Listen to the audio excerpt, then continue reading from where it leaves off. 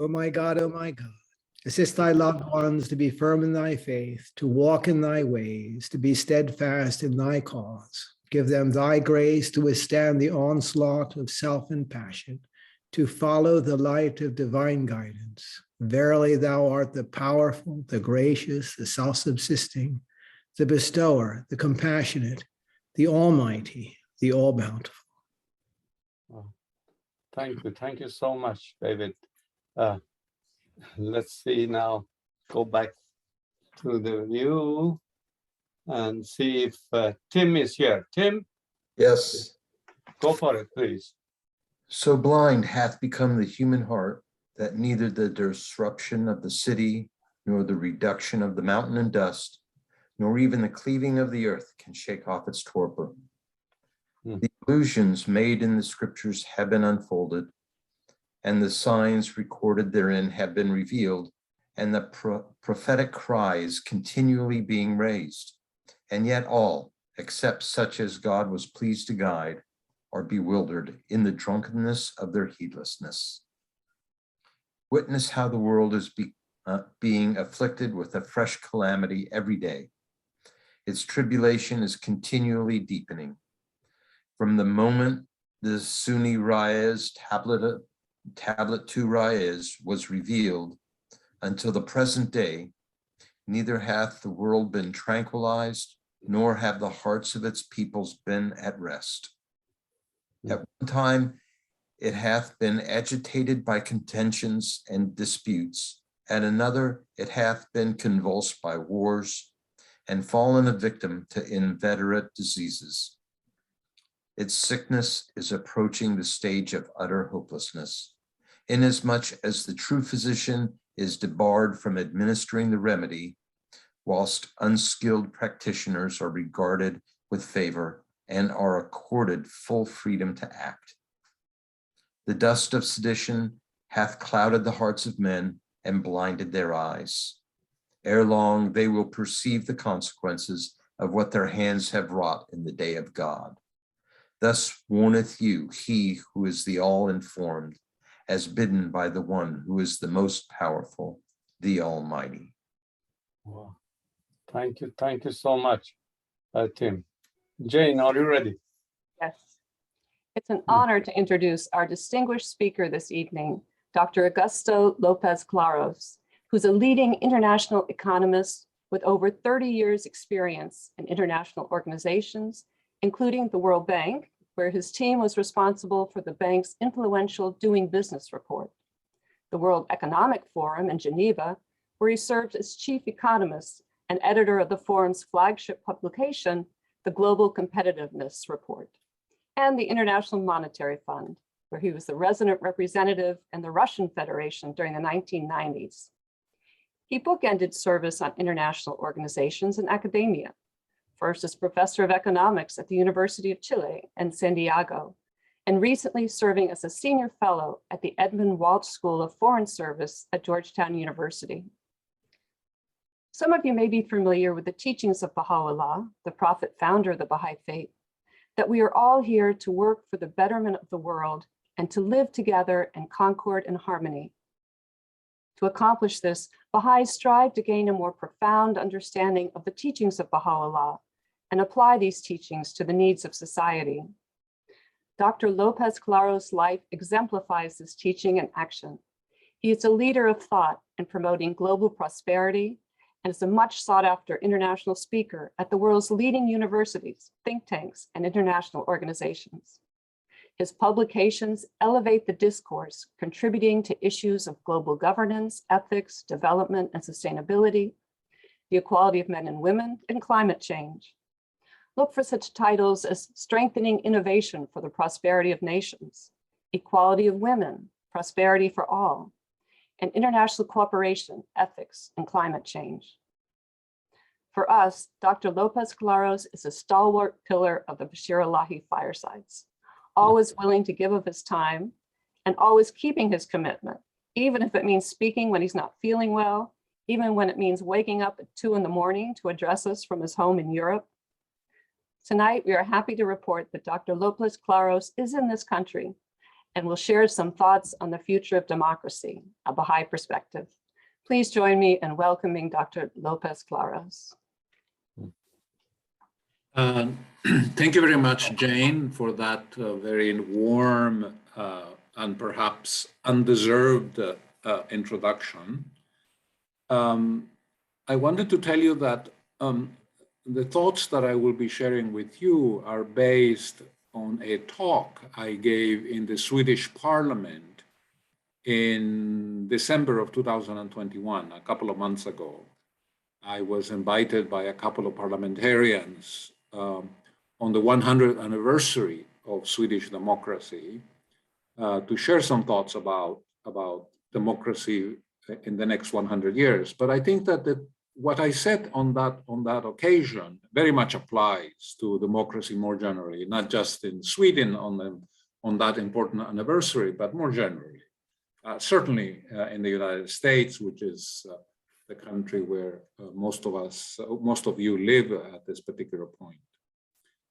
You know, perhaps we can begin to talk a little bit about the meaning of democracy and the concept of democracy before I go into other aspects, such as, for instance, what are some of the current trends that are a threat to the future of democracy, and what can we do, you know, to strengthen democracy in the future so that it becomes a source of prosperity, security, and stability.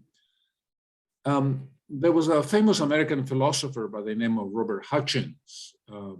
He was actually a very prominent personality at the University of Chicago.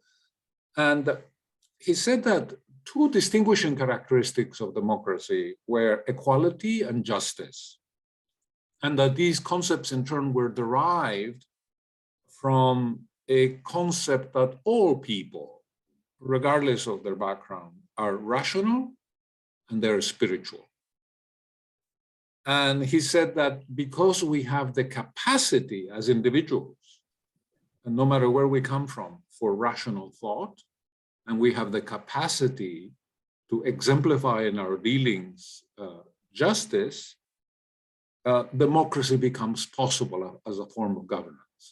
But he also said that because we have an inclination for injustice, and we have seen that, of course, over the course of our history, then democracy becomes necessary. Now, over the years, and I would say perhaps especially in the last century or so, gradually, we have begun to identify what I regard as kind of a building blocks of effective democracies, right? Things that are necessary. They are the foundations on which a mature democracy rests. And you will recognize many of these. For instance, in order for a democracy to be mature, you know, we need to have respect for human rights and freedoms. Those wonderful principles embedded in the Universal Declaration of Human Rights have to be internalized within the legal system of the country. And that declaration is very much about, you know, what are the fundamental rights that we enjoy as human beings. The concept of separation of powers has emerged also as an important building block of democracy. The independence of the judiciary. When the judges are in the pockets of autocrats or are in the pockets of the heads of state, we can't say that we have a democracy, because the judiciary is absolutely essential to interpret the law, and it has to be done in a way that is unbiased, that is transparent, not reflecting the interests of the autocrat in power. There has to be respect for the rule of law. The laws have to be the same for everybody. We cannot have a democracy in which there are some rules for the wealthy and the elites and a different set of rules for the rest of us.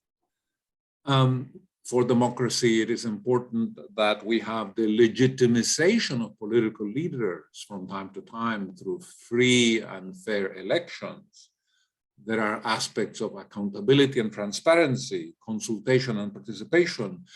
A free and independent media, pluralistic media, is seen as also being an important element of democracy. And I think that you can begin to see why each of these building blocks, which I have referred to, is of vital importance. And in fact, some of my presentation tonight will be to persuade you that the absence of some of these building blocks threatens the future of democracy. Let me begin by focusing on a couple of these areas. Obviously, time is limited tonight, and I am certainly not going to speak for 90 minutes, which apparently is some kind of record in the Starshine. I don't want to have that dubious distinction. But over the next half an hour or so, I do want to cover some ground. And the first question that I want to ask to you, when you think about your country, when you think about democracy, one of the most fundamental questions that emerges is, what is political power for? Right? In mature democracies, the exercise of power essentially has to be about the promotion of human welfare. It has to be about improving the standard and the quality of life of the population. So officials, from the president, the head of state, the prime minister, all the way down to civil servants and bureaucrats in the government, they have to be working in the interests of the people. The driving motivation in their life in a mature democracy has to be, how can I serve the people who pay the taxes, who are paying my salary and are actually allowing me to support my family? It is not about personal enrichment. It is not about using power, to control other people's lives, because this somehow makes us feel more important, because it contributes to a sense of self-esteem and so on, which unfortunately is what happens in authoritarian regimes. In authoritarian regimes where democracy does not exist or is a travesty, this is what happens. Power is about personal gain. Power is about becoming rich while you have the power before somebody else comes and takes it away from you. And it's very often about control and about, feeling that you are on top and that you have the ability to affect other people's lives, generally not for the better. And this distinction is very, very important. Just think a little bit about it. If democracy involves the legitimization of leaders through some kind of popular choice, then the reason for this is that we want to have leaders that are responsive to the people, to the needs of the people, right? This legitimization of politicians, comes with it an incentive for them, to be thinking about the interests of the public. If people don't have a say on who they are ruled by, then what is going to happen is that people are not going to feel that they are participating in the political life of the nation. And in extreme cases, they will actually sabotage what the government is trying to do. This happens very often in authoritarian regimes. The regimes exercise power, but the people don't support the regime, with all their heart, and whenever possible, they sabotage the policies of the government, and this, of course, leads to failure very often, to ineffective governance. So,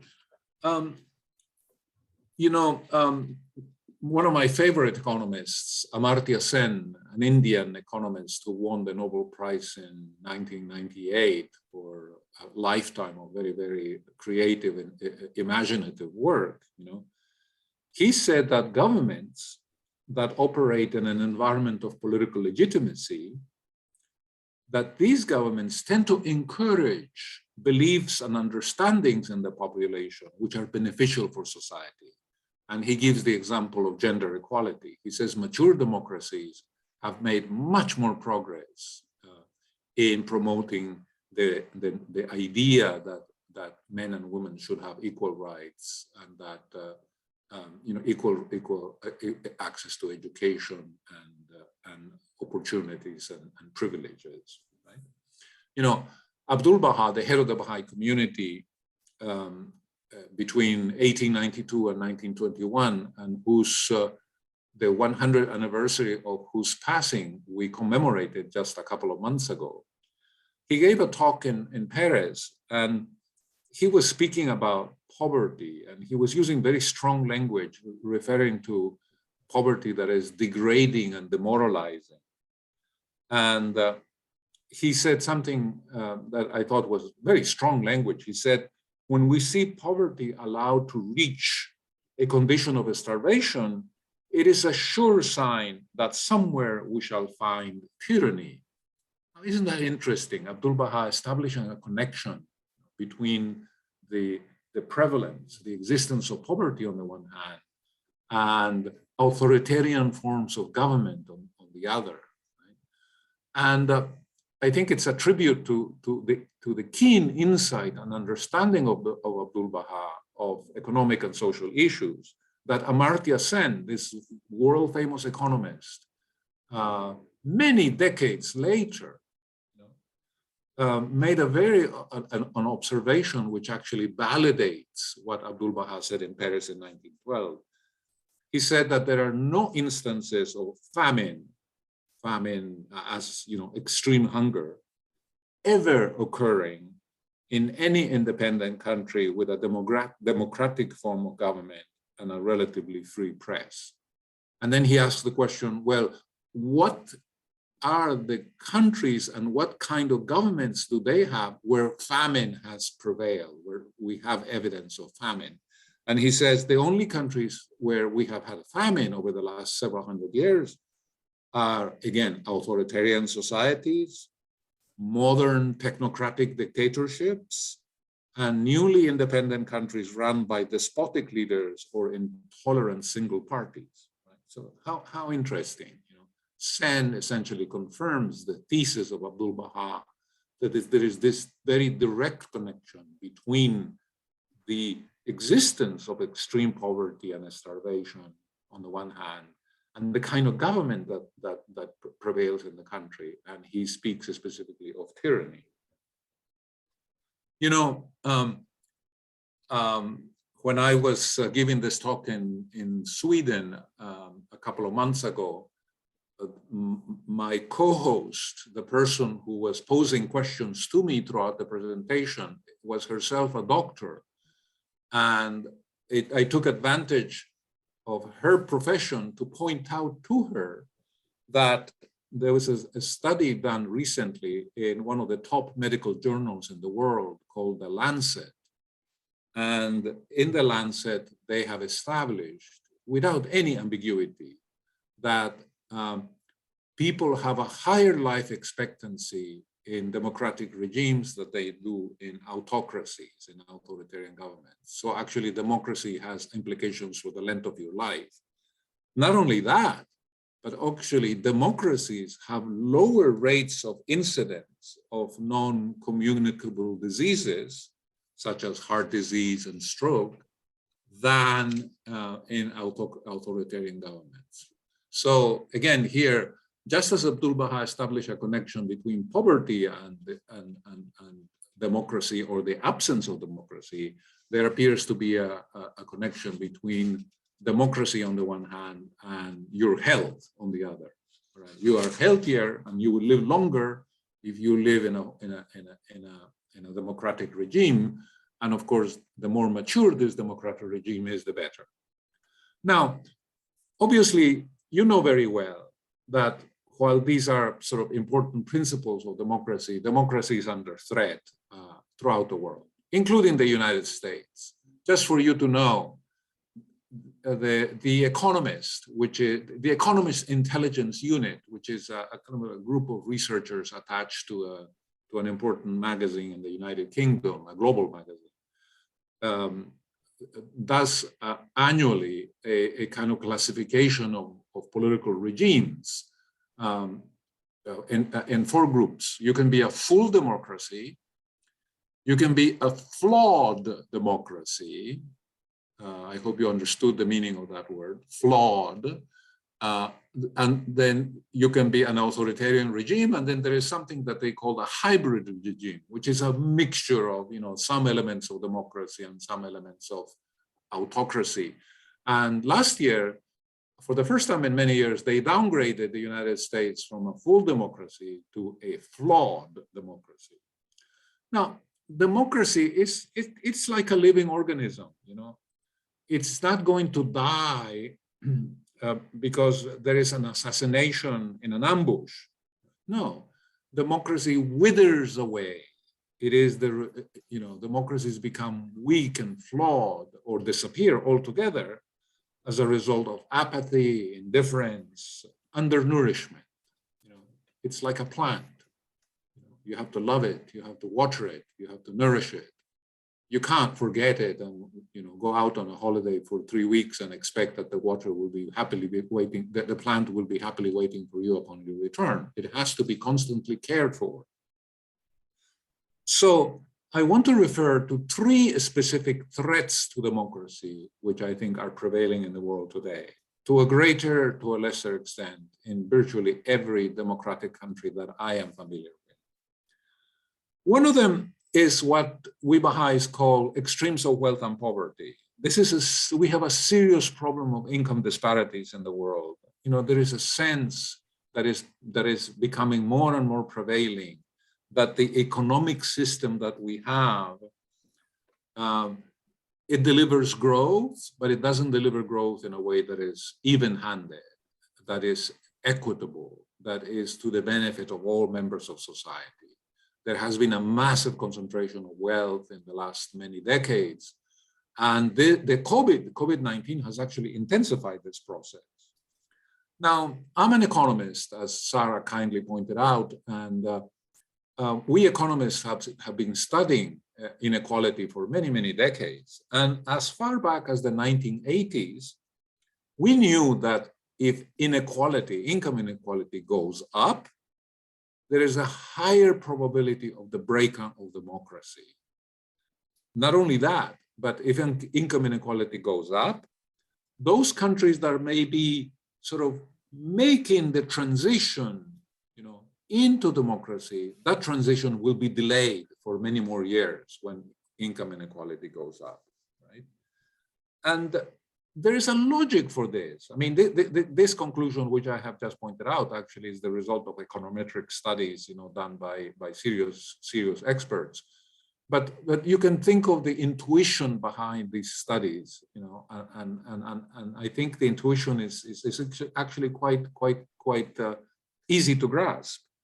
If people feel that they're being left behind because of inequality, if people feel that the economic system is delivering vast wealth, to the top 1% or the top 0.1%, okay, this will lead to disappointment. They will feel, well, this is not working for me. It's working for others, but it's not working for me. And so when a demagogue appears on the political horizon, an opportunist who sees, people are unhappy, I'm going to tap into that unhappiness and I'm going to promise, the world, I'm going to promise that only I can change this system, people will vote for him or her, as the case may be, because they have nothing to lose. Because since the system has not been delivering prosperity in an even-handed way, then they will place their bets on the demagogue. And this is happening in many parts of the world. Abdul Baha, I come back to him in a talk that he gave in Philadelphia in 1912. He said that if the problem of inequality, what he called extremes of wealth and poverty, is not resolved, it will undermine the political stability of the world. I think that's a prophetic statement, and I think in many parts of the world that is already happening. So again, Abdul Baha, with his penetrating, keen insight, 100 years before it actually happened, is telling us that it will happen. In another talk that he gave in Cleveland the month before, in May of 1912, he talked about the need for a readjustment of the economic order in the world. And he said that we needed a new economic system, that spiritual principles needed to be at the foundation of a new global economic order, and that the main purposes or the main features of this new economic order would be the elimination of poverty. Remember, the elimination of demoralizing, degrading poverty, which is still prevalent and extensive in the world today, and the narrowing of the extremes of wealth and poverty. Baha'is don't believe in the achievement of full economic equality. Abdul Baha said that that was imaginary, that would never happen. People have different capacities, people have different preferences. Some people love to work 18 hours a day, other people place more value on their leisure and other activities. So there will always be differences in income. But what Abdul Baha was against was a condition in the world in which vast segments of the world's population lived under very dire conditions, and a much smaller proportion of the population had unimaginable wealth. He thought that that was morally unacceptable, and he provided a whole range of solutions to this problem, but that's not the subject of tonight's presentation. A second threat to democracy has to do with corruption. This is a great threat. More and more many studies have shown that corruption undermines what we call the process of economic development. It certainly diminishes economic growth. It undermines the ability of the government to collect revenue. And if governments cannot collect taxes, because people don't want to pay taxes because they perceive the government to be corrupt, then the government is not going to be able to respond to vital social needs, such as we have seen under COVID-19 in many parts of the world. You know, one of the reasons, not the only reason by any means, but one of the reasons why the vaccination rates in some of the countries in the developing world are very low is because of corruption. I mean, there are so many cases, so many examples I could give you of governments basically using the pandemic, in the middle of the pandemic, with people dying left and right, you know, to do deals which would enrich personally the politicians, you know, at the cost of delay in the arrival of respirators or vaccines to the population. Corruption undermines the moral authority of governments. Actually, corruption kills, literally, in a very literal sense. You know, when the monies are stolen away and put in offshore banking centers, when politicians steal the money and keep it in Switzerland or in some other fiscal paradises, as they are euphemistically called, it means we don't have money for vaccines. We don't have money for nutrition. You know, we have more than 800 million people in the world who are malnourished. You just think of that. It's a sad commentary on our economic system. We don't have money for educating our young people so they will have the skills that they need in order to you know, get jobs in an increasingly complex global economy. So enough on corruption. And the third area, which I think is a great threat to democracy, has to do with gender inequality, the discrimination against women, the non-empowerment of women in the economy and in the political life of a nation. You know, when I was at the World Bank, as Sarah indicated, one of the teams that was part of the Global Indicators Group was a group of lawyers that was making a compilation of all the laws in 190 countries that specifically introduce a discriminatory practice against women. And the latest count was something like nearly 1,700 such laws in countries in the world, which basically turn women into second-class citizens. You know, laws that impede her access to the labor market, that make it more difficult for her to open a business, that undermine her property rights, that discourage her from running for public office, that don't provide adequate protections through you know, legislation that will penalize violence against women and so on and so forth, right? So the marginalization of women has been lethal for human progress. progress. It has been terrible for human prosperity. It has certainly created a more violent world, a world which in the last 100 years has seen 2 world wars, it has seen famines, it has seen holocausts and other events which have turned, the 20th century in particular into a blood-soaked century, right? And it for sure has undermined the building blocks of democracy and human rights. Abdul Baha spoke very, very eloquently on the issue of equality of men and women. In 1912 in Paris, again, he said, as long as women are prevented from attaining their highest possibilities, so long will men be unable to achieve the greatness which might be theirs. Essentially saying or suggesting that the oppressors, in this case men, for the last many centuries, they suffer as well as a result of the oppression of women and turning them into second-class citizens, because they are unable, as a result of that oppression, to reach the potential which they could reach otherwise in a world of greater justice and equality.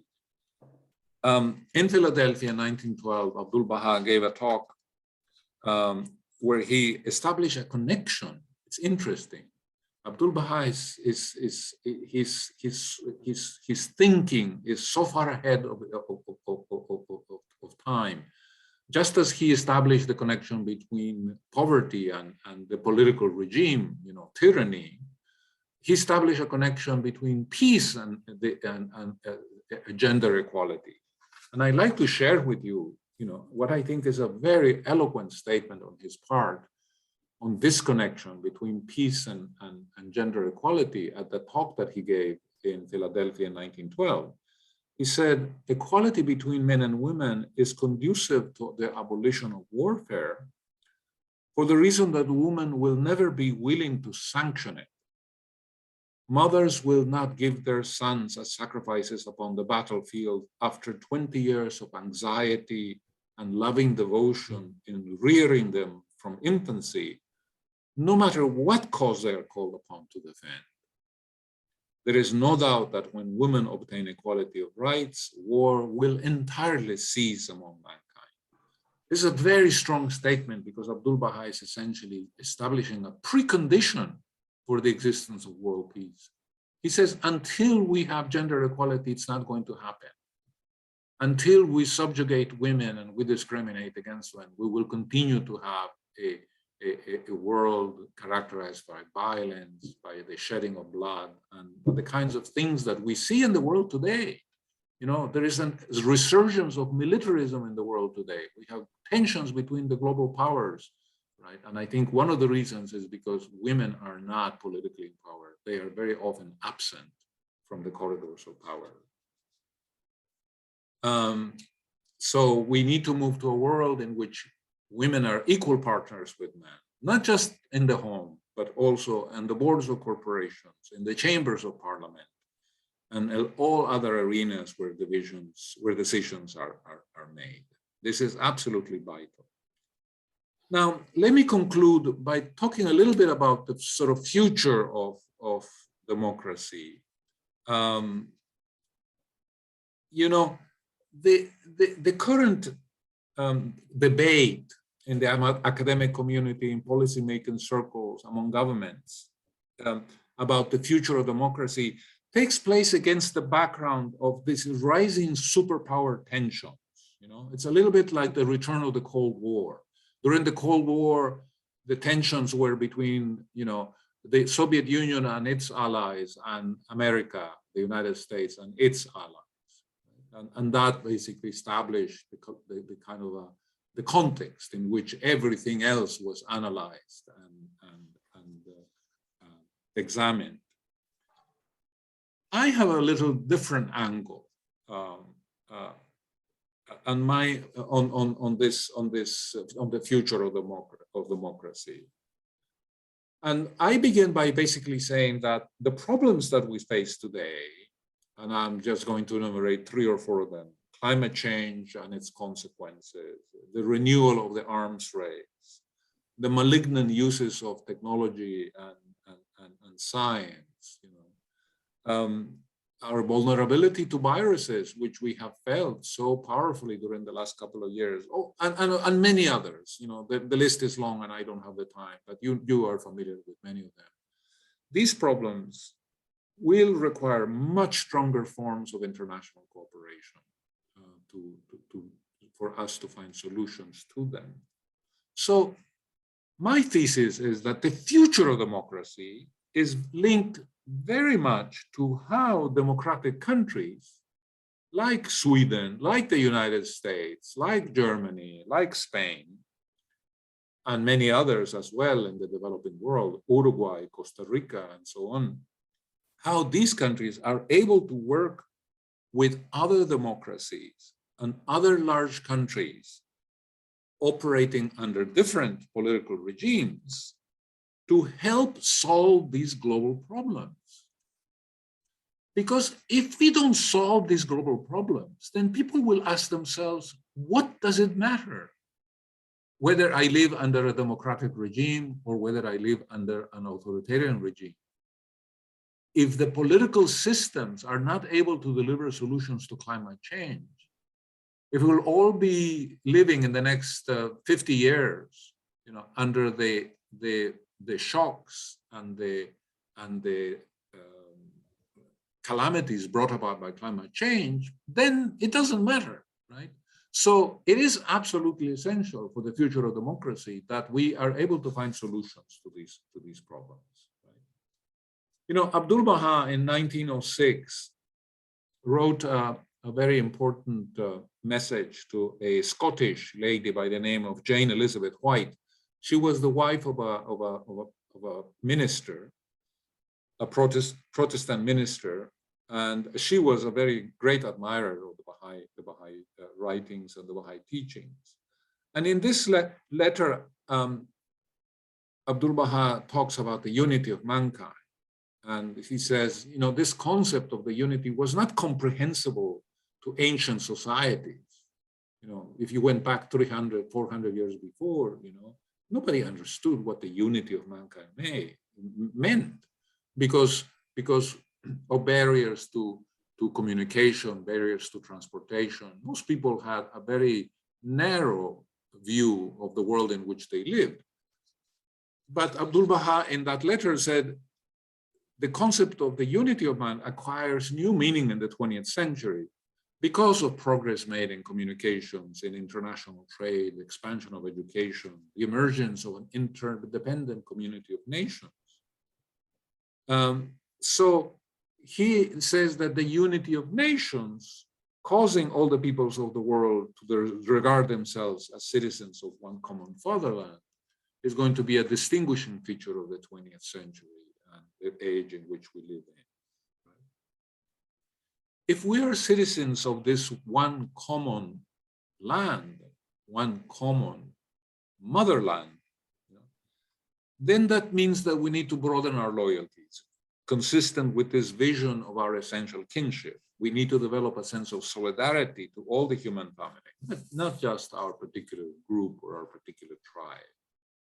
In 1919, as we were contemplating the 17 million dead of World War I, up to that time, the most horrific and the most bloody war that we have witnessed in our history, Abdul Baha said something very powerful in a letter that he wrote to a group of social scientists and prominent men in The Hague. He said, God has set up no frontier between France and Germany. He said, if that vision of nationalism prevailed, it would lead to the destruction of the world. We have unparalleled threats to our future, and none of these can be solved without a much stronger level of international cooperation. No one must be left behind, whether on account of our nationality, our ethnicity, our social standing, our gender, our religious preference, because we come from the same stock. We're citizens of our one and only home, the planet Earth. That is in a sense, perhaps the most essential teaching of the Baha'i faith. And it is perhaps the idea that Abdul Baha spent the great part of his last 20 years promulgating throughout the world. To the extent that our democracies can internalize these insights and use them as the basis for policies and actions, not only will they survive, but they will evolve into a system of governance that will, in fact, deliver peace, security, and prosperity for the foreseeable future. Thank you very much. I have concluded my remarks. Wow. Dr. Lopez, thank you so much. You know, you and your wife have a very special place in our heart, both my wife and myself. Really, we love you very much for lots of reasons. As you know, Baha'u'llah said that he has come to create a new race of man. And we consider you as one of those, really. And the phrase gentleman and a scholar is really truly fits you. And I can't thank you enough for dedication and really service you're rendering to cause of mankind, really. Alex, thank you. Thank you so much. Thank you, Dr. Lopez Claros, for your presentation this evening. Mm-hmm. We do have a number of questions that I'll go through here. The first of which is just a point of clarification. At the beginning of your presentation, you mentioned a gentleman's name. Was that Nathan Hutchers at the University of Chicago? Yes, I did. Robert Hutchins, H-U-T-C-H-I-N-S, Hutchins. Awesome, thank you very much. All right, and then getting into the meat and potatoes here of the questions. You mentioned that one of the key threats to democracies is the extremes of wealth and poverty. So when it comes to the extremes of wealth and poverty in our immediate vicinity here in the DMV community, as well as the Baha'is across America, there's open support for this principle, largely because of the teachings of the Baha'i faith supporting it. As we get into the details, though, who is the person or institution outlined either in the Baha'i faith or outside of it that gets to decide what the extreme is? So especially if wealth is in the forms of stocks or capital investments that are basically required to be long-term investments in order to make their greatest increase in monetary value. Okay, good. It's a very good question. Thank you. And I will try to be brief because I can give an entire talk on this subject, and I have in fact given. In fact, if you, I apologize for a little bit of a personal advertisement, but I gave a talk a couple of years ago at the National Baha'i Center in Auckland, New Zealand. It's called On the Elimination of the Extremes of Wealth and Poverty, a Baha'i Perspective. And it is in YouTube. And it is a 1-hour talk on the subject. And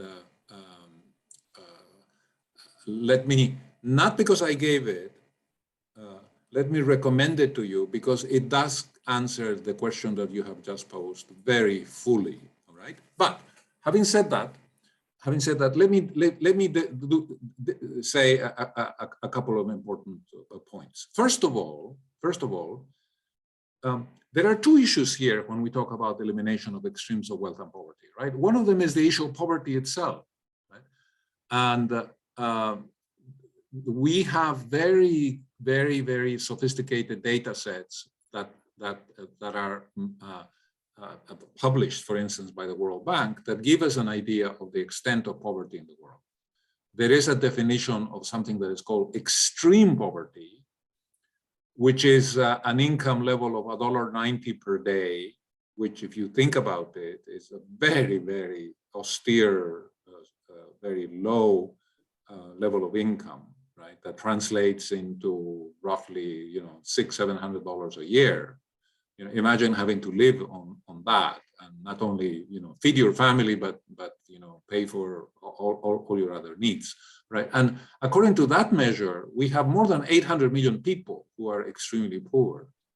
And if you move the poverty line to something more reasonable, like $5.50 per day, practically half of the world's population is poor, right? So one of the problems here is that we have to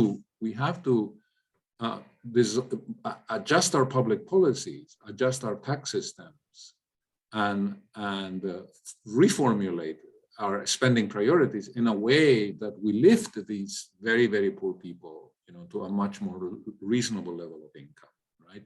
And that may mean that we have to spend our income more wisely, that we may have to tax the higher income groups in a progressive way, which is what Abdul Baha was recommending. Abdul Baha was very clear on that point. He said the tax system has to be progressive. Those that have more have to pay more at an increasing rate as income levels go up, right?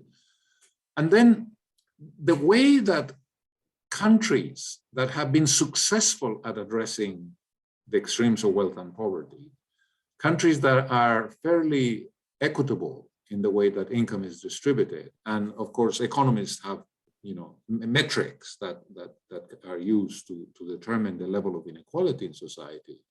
But the countries that have been good at it, I'm thinking of Japan, I'm thinking of Sweden, Norway, Finland, Denmark, Iceland, many of them Northern European countries, they have actively used the tax system and public policies, you know, first to make absolutely sure that nobody is extremely poor, that everybody has access to basic services, health, education, housing, food, and so on and so forth, right?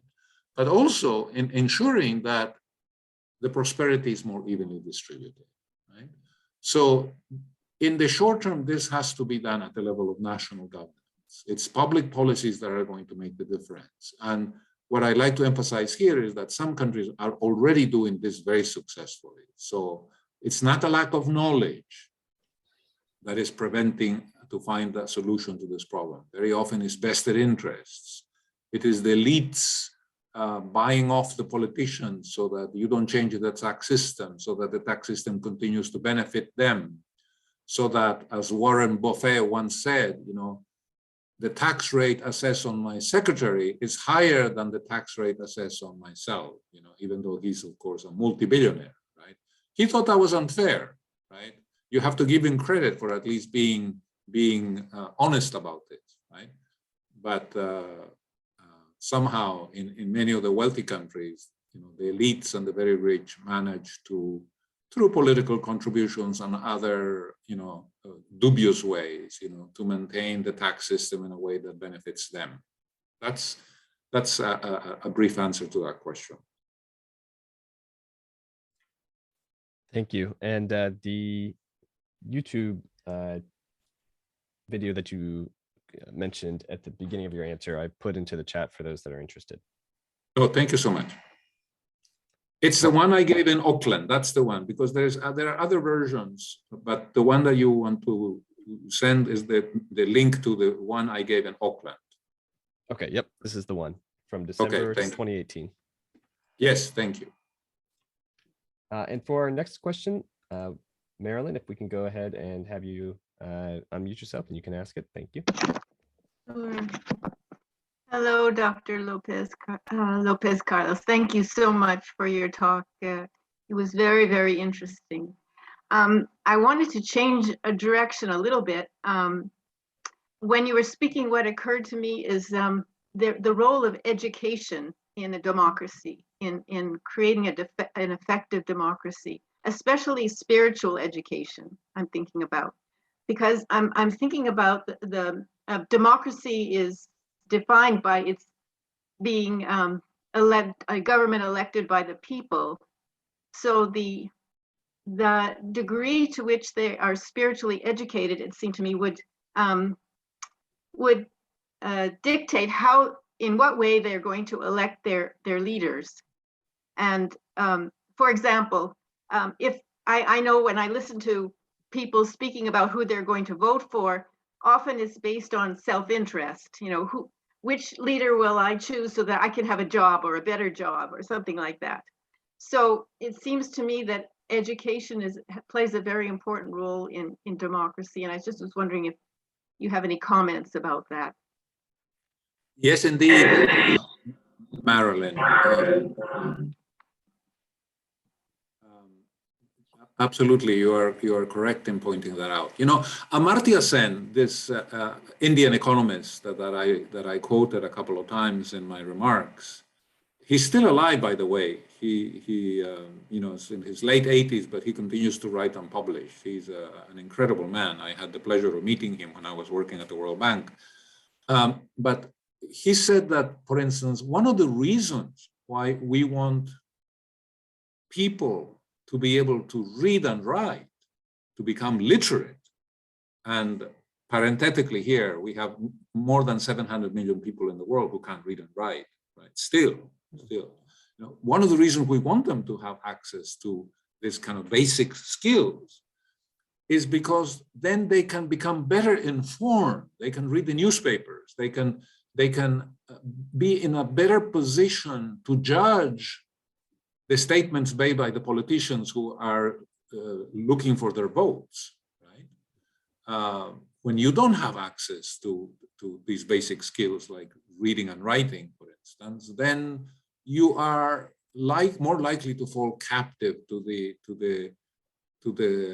demagogues who come with their promises and you know, who very often do this for very selfish reasons, right? So, but that's education at the most basic level. But I did want to mention that Amartya Sen has done work in which he talks about the importance of education as a mechanism, you know, to give greater credibility to our political system and to strengthen our democracies. Now, you referred to spiritual education. I was referring to more basic forms of education, but of course, spiritual education is important as well. It means that we internalize in our lives, you know, many of these pillars of democracy that I referred to, right? Remember, I said one pillar of democracy has to be respect for human rights and freedoms, right? That is it's a spiritual value. Respect for other people's rights, respect for their humanity, not to consider yourself superior to them because of the color of your skin. Right? Those are spiritual concepts that we're talking about. So in many of the comments about the separation of, about the pillars of democracy, there is a spiritual underpinning, right? Think about, for instance, respect for the rule of law, right? The idea that we're going to have a law that applies to everybody equally, that nobody is exempt from the law, that we don't have a law for the rich and a law for the poor, a law for the politicians and a law for everybody else. What is the spiritual principle there? It's justice. It's justice, right? We want to have a system that has embedded within its institutions and its operations the concept of justice and so on. So yes, absolutely, Marilyn, you are completely right. And economists have spoken on these issues. Economists don't tend to use the word spiritual, right? They are averse to such concepts, but even that is changing, you know. An economist by the name of Daniel Kahneman won a Nobel Prize some 20 years ago, looking at the concept of happiness. But the economists didn't call it happiness. They called it subjective well-being, right? Somehow as though that made it somewhat more credible from an academic point of view. But more and more people are just calling it happiness, right? So maybe one day economists will also be a little bit less intimidated by the use of the word spirituality. Next week fireside may also interest you also, Marilyn. We'll have a very interesting speaker and talks about that subject too. Alex?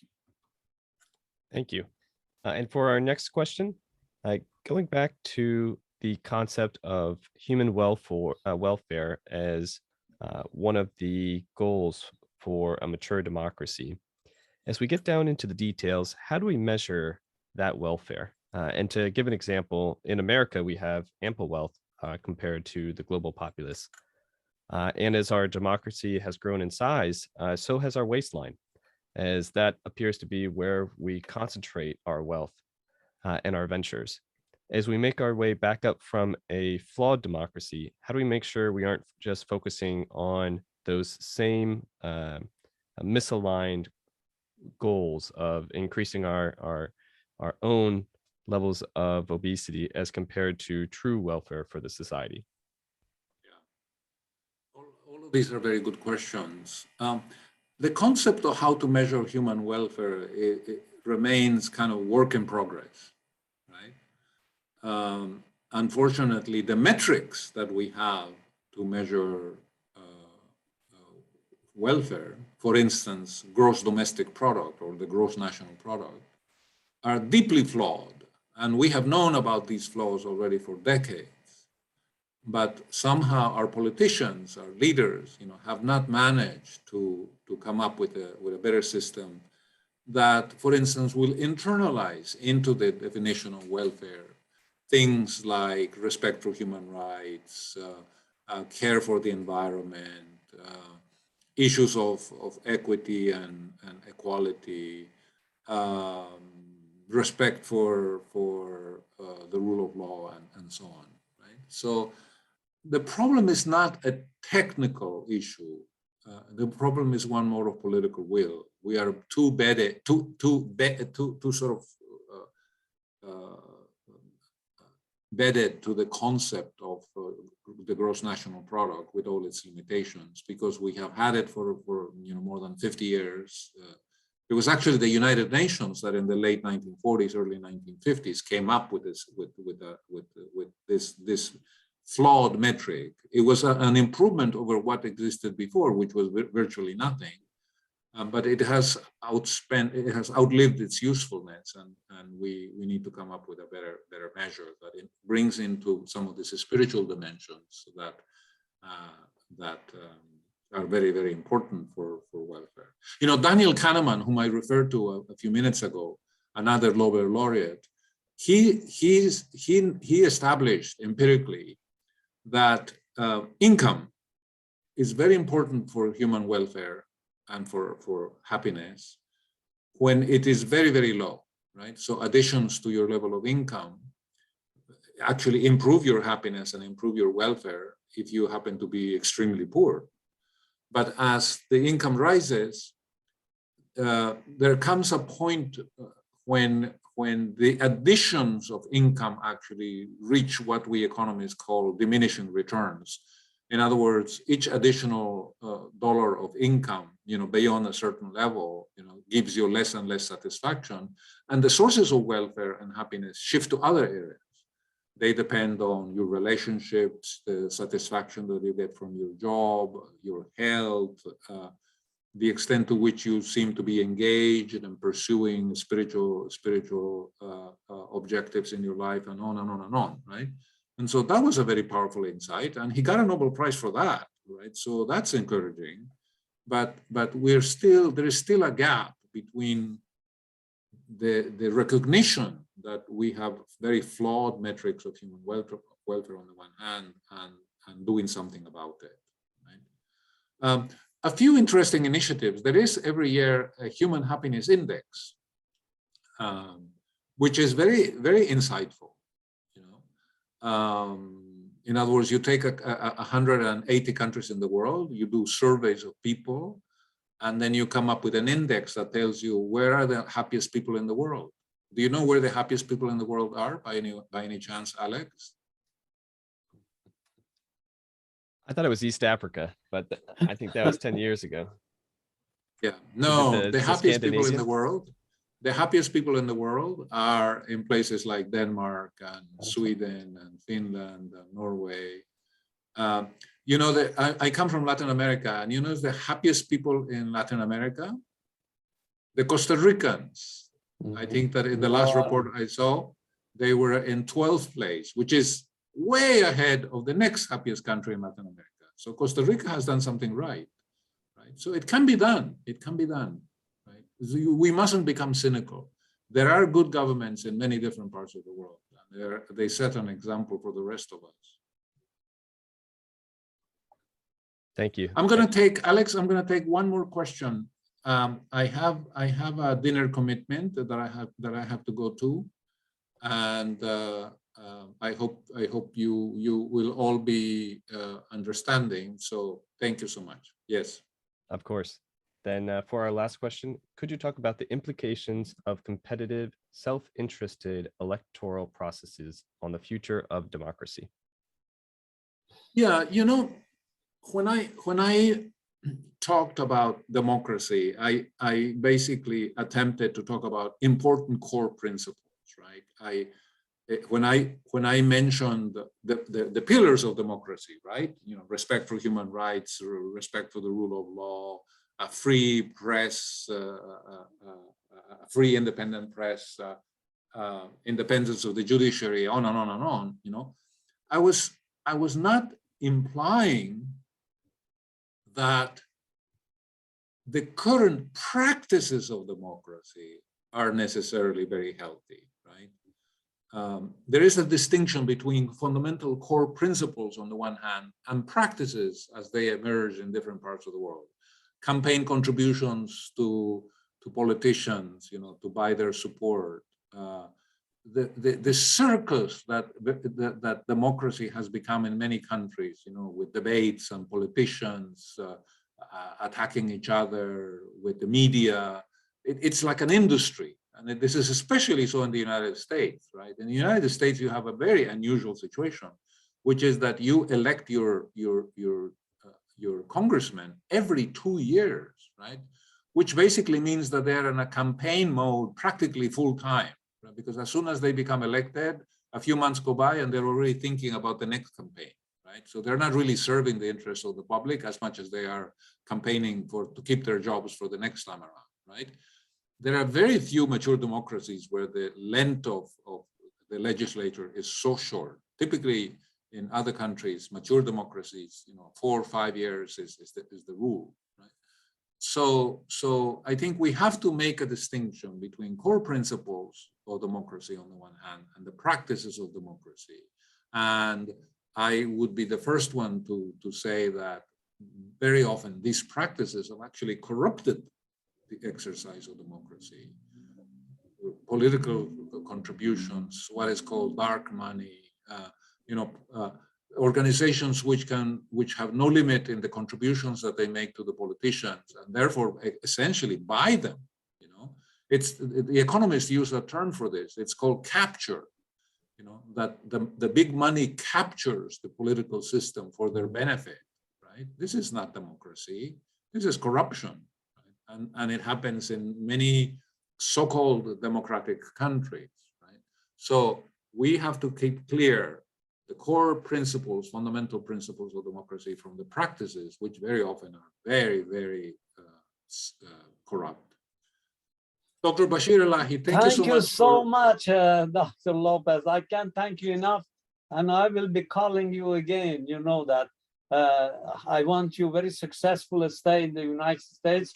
And when you get back, we will be calling, I'll be asking you for a gift. But again, I have to thank your wife and yourself, both of you, very, very much. We love you dearly, really. Thank you so much. I will leave, but you're certainly welcome to continue the conversation. Thank you very much. I love you all. Thanks for being such a wonderful audience. And it was a pleasure to be with you. The last time we met, it was 1:30 in the morning in Madrid. Today, Absolutely. Luckily, it is whatever, 8:30. Now you can have a good dinner. Yes. Thank you. Bye-bye. Take care. Bye. Okay. Alex, is your dad here? He's I'm going here. to have- I'm here, Nasser. Yes, go ahead, Doctor. Okay. O thou kind Lord, thou hast created all humanity from the same stock. Thou hast decreed that all shall belong to the same household. In thy holy presence there, all thy servants and all mankind are sheltered beneath thy tabernacle. All have gathered together at thy table of bounty. All are illumined through the light of thy providence. O God, thou art kind to all. Thou hast provided for all, doth shelter all, conferrest life upon all. Thou hast endowed each and all with talents and faculties, and all are submerged in the ocean of thy mercy. O thou kind Lord, unite all. Let the religions agree and make the nations one, so that they may see each other as one family and the whole earth as one home. May they all live together in perfect harmony. O God, raise aloft the banner of the oneness of mankind. O God, establish the most great peace. Cement thou, O God, the hearts together. O thou kind Father, God, gladden our hearts through the fragrance of thy love. Brighten our eyes through the light of thy guidance. Delight our ears with the melody of thy word, and shelter us all in the stronghold of thy providence. Thou art the mighty and powerful, thou art the forgiving, and thou art the one who overlooketh the shortcomings of all mankind.